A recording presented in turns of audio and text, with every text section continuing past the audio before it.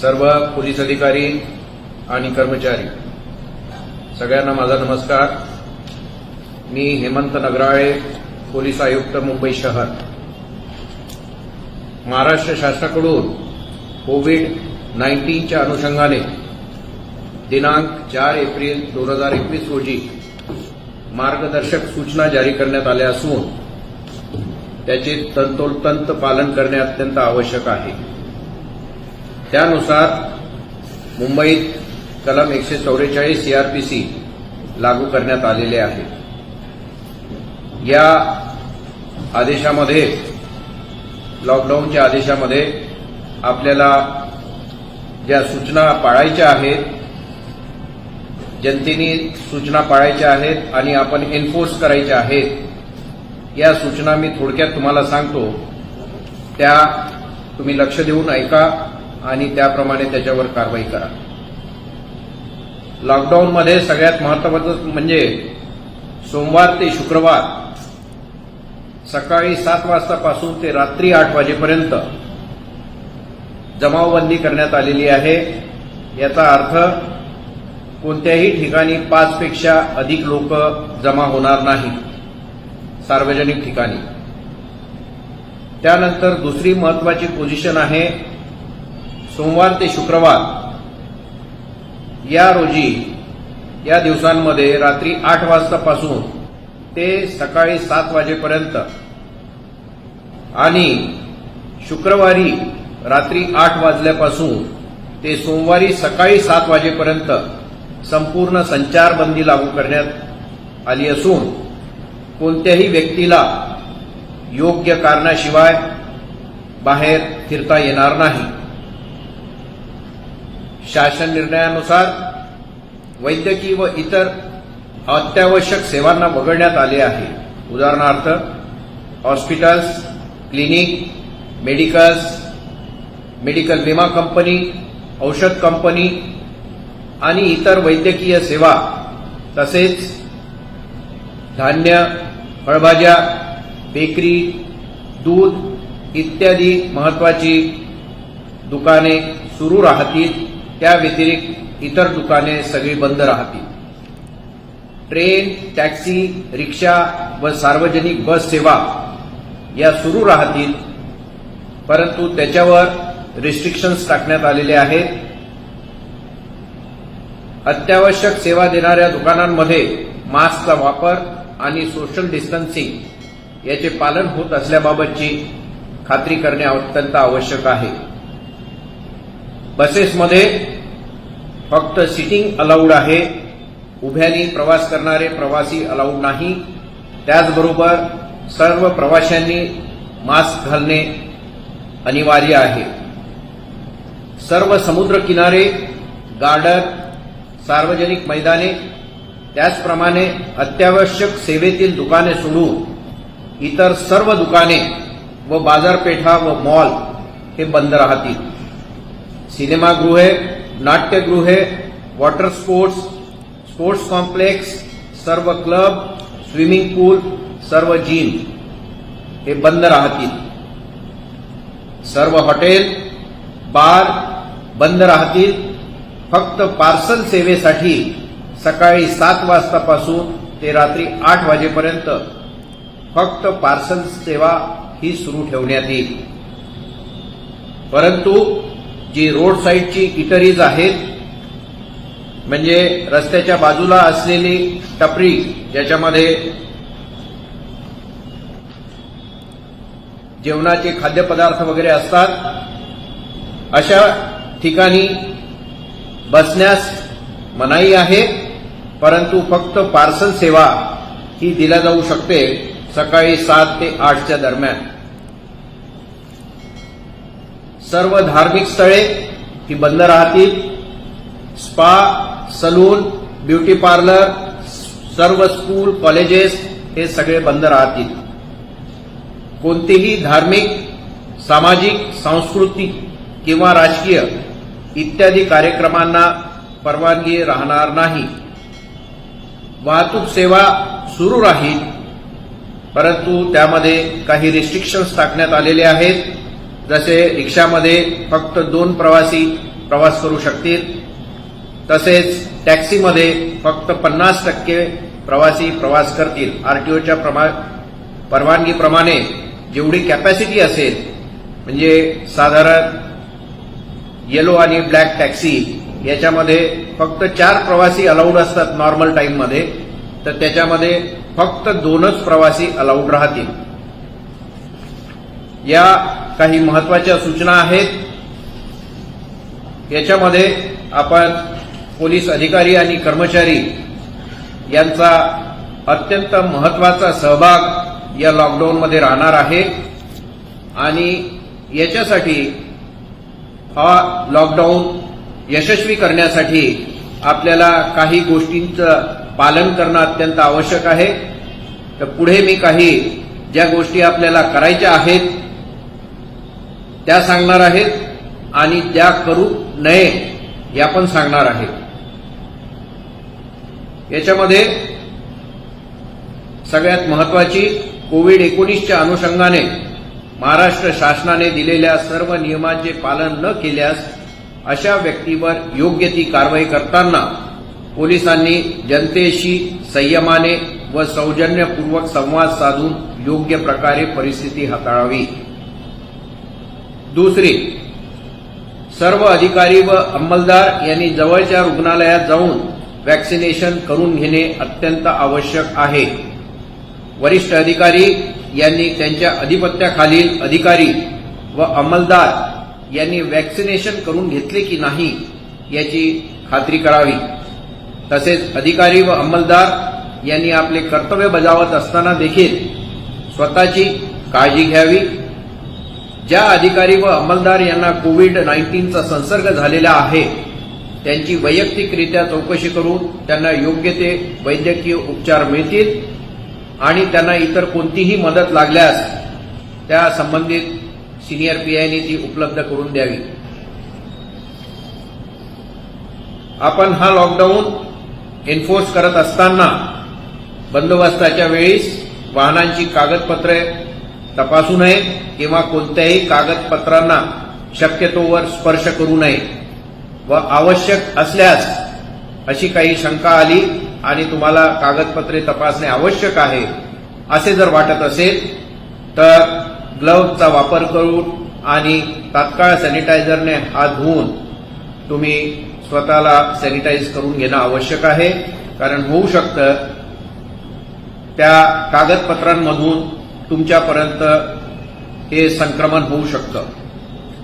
विना मास्क कारवाई किंवा इतर कोविड नियमांची उल्लंघनाची कारवाई करताना वाद न घालता सौजन्याने वागावे. बंदोबस्ताचे कर्तव्य करीत असताना कायदा स्वतःच्या हातात घेऊ नये.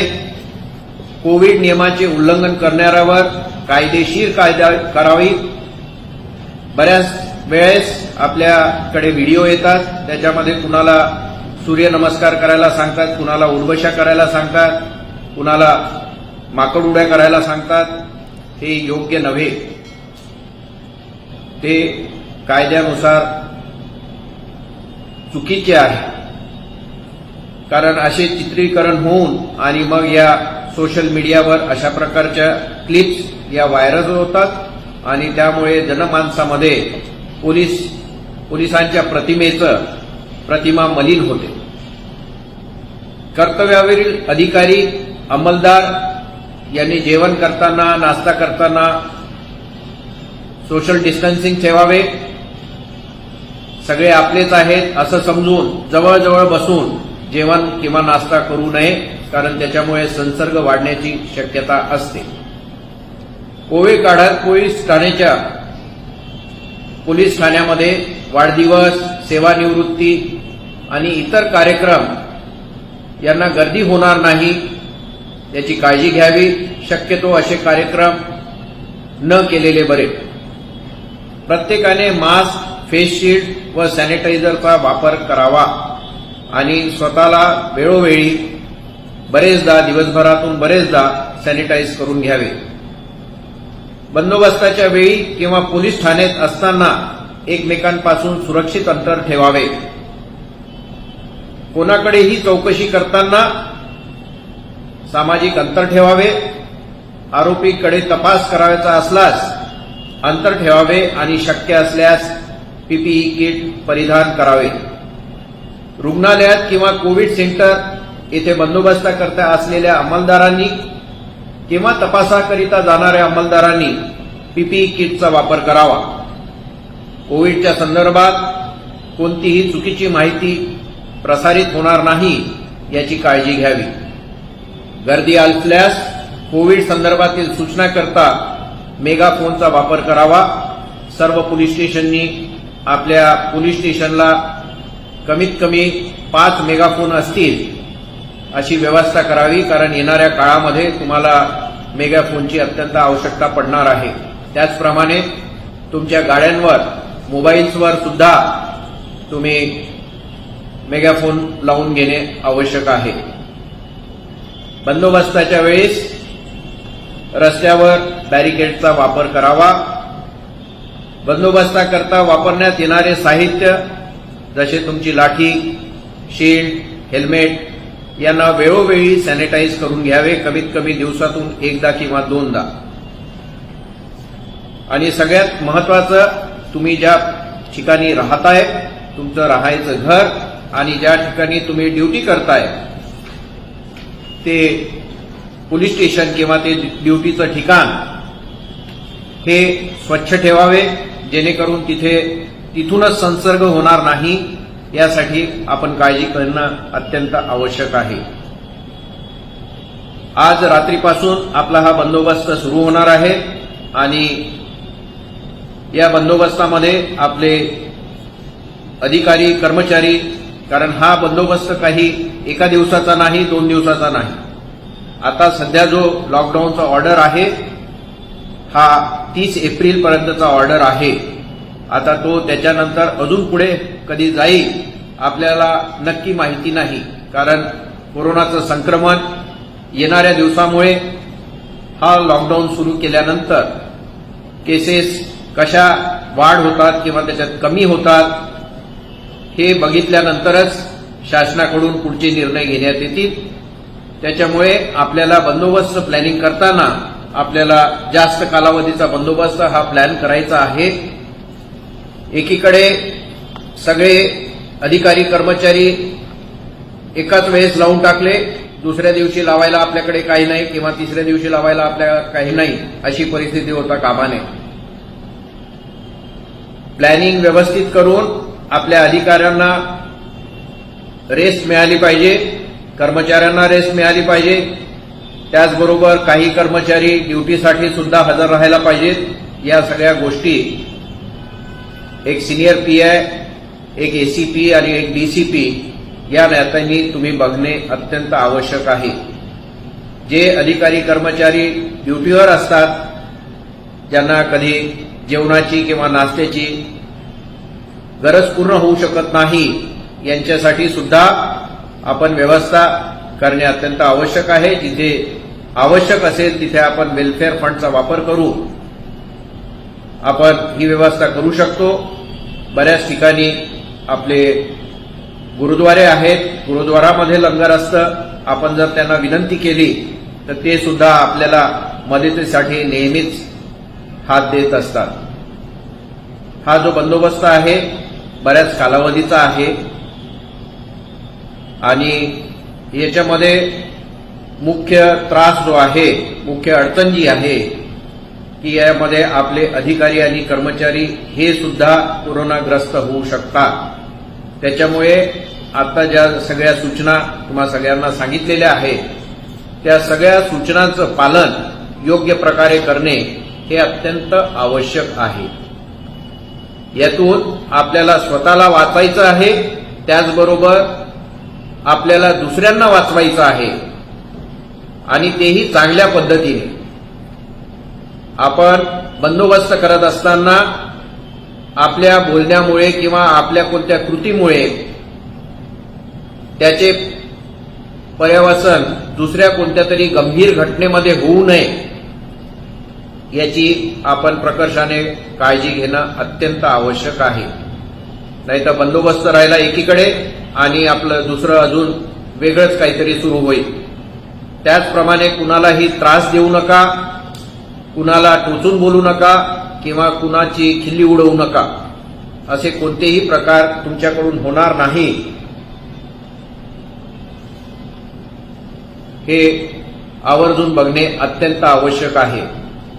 या संपूर्ण बंदोबस्ताच्या वेळेस ज्या इसेन्शियल सर्व्हिसेस आहेत, जसे भाजीपाला, धान्य, ब्रेड, दूध, या सगळ्या इसेन्शियल सर्व्हिसेस ने-आण करण्यासाठी आपण पासेस अगोदर दिलेले आहेत.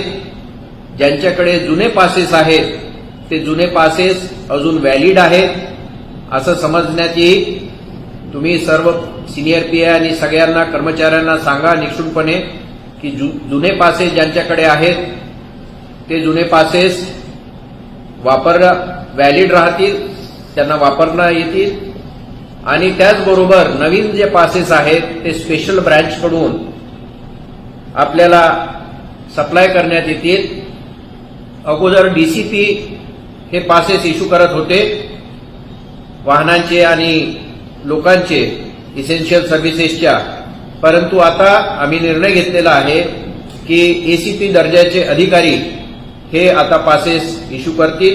परंतु पासेस इश्यू करताना हे सर्व पासेस व्यवस्थित त्याचा रेकॉर्ड ठेवण्यात येईल. कुणाला पासेस इश्यू केल्या गेले त्याच्यावर नंबरिंग ठेवण्यात येईल आणि तुमच्या प्रत्येक एसीपीच्या ऑफिसमध्ये रजिस्टर ठेवून नंबरनुसार ते पासेस व्हेरिफिकेशनसाठी उपलब्ध राहायला पाहिजे. आणि डीसीपींनी वेळोवेळी किती पासेस इश्यू झाले, कुणाला इश्यू झाले याची शहानिशा करणे अत्यंत आवश्यक आहे. पुढे येणारे दिवस हे महत्वाचे दिवस आहेत. तुम्हाला ही ॲडिशनल ड्युटी आहे याचं मला भान आहे, परंतु ही एक जबाबदारी आहे शासनाने आपल्यावर सोपवलेली आहे. ही जबाबदारी आपल्याला चांगल्या प्रकारे पार पाडायची आहे आणि ही जबाबदारी आपल्याला शासनाने दिलेली आहे ती आपण पूर्ण करून दाखवायची आहे.